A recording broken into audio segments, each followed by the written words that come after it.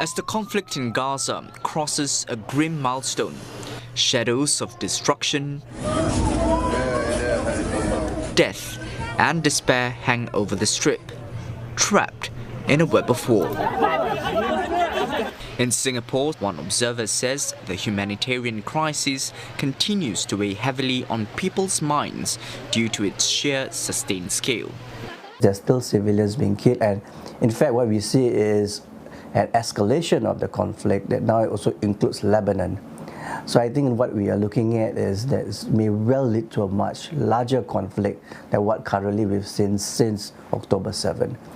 Singapore has sent 4 tranches of aid so far, worth over $17 million in total, with the latest round in July comprising sardines and rice. But with no end to the crisis in sight, the Rahmatan Lil Alamin Foundation kicked off its 3rd and longest fundraiser, which runs till December. This appeal introduces a multi-pronged approach, enabling donations through online mosque collections, street collections, as well as through our other faith organizations as well. This is what we plan to do. These 3 months will allow us to conduct a packing exercise. This is where we want to rally and galvanize local volunteers. Meanwhile, the Singapore Red Cross is working with its overseas counterparts to learn more about pressing needs on the ground. The cold weather is coming in by the end of this year. If you look at the situation in Gaza, they have been displaced quite a bit. I mean, every time they have a notice, they move. They're living in temporary shelters. As you know, when people move, the temporary shelter might need to be strengthened. It's monitoring the developing situation in the region too, and could widen efforts to places like Lebanon.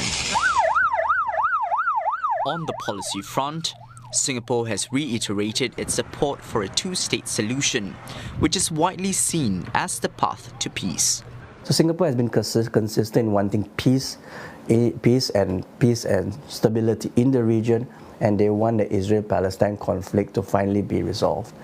So I think Singapore can play an important role diplomatically in calling for the ceasefire and the protection of civilians. In May, the country voted in favour of a United Nations resolution backing the admission of Palestine as a member of the world body. The government has also underscored the importance of not allowing conflicts elsewhere to divide Singaporeans, and that the country should not import foreign quarrels and politics even as it builds ties internationally. Ultimately, Singapore's principled position is that both sides in the conflict need to find the political will to resume peace talks with the support of the international community.